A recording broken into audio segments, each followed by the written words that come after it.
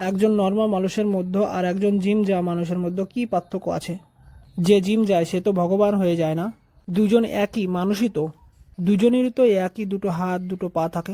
দুজনেরই তো একই রকমই জীবন থাকে। শেষে তো দুজনকে মরতেই হয়। জিম গিয়ে তুমি আলাদা কি করেছো? আরে না ভাই, কিছুই করতে পারিনি। কিন্তু তুমি জিম না গিয়ে কি করেছো? একজন নর্মাল মানুষ প্রতিদিন যখন সকালে ওঠে টেস্টি টেস্টি খাবার খেয়ে স্কুলে কিংবা কাজে যায়।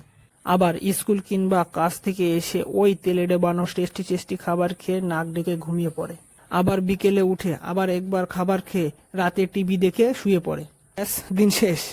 কিন্তু একজন জিম যাওয়া লোক রোজ সকালে উঠে স্কুল কিংবা তার নিজের কাজে যায়। আবার বাড়ি এসে আরাম তো ছাড়ো, একটু নিঃশ্বাস নিতে পারে না, জিম যাওয়ার সময় হয়ে যায়। ও রোজ নিজের আরামায়েশ ছেড়ে জিম আর নিজের স্বপ্নের পেছনে দৌড়ায়। আবার সারাদিন খাটানো শরীরকে আবার খাটাতে জিম যায়।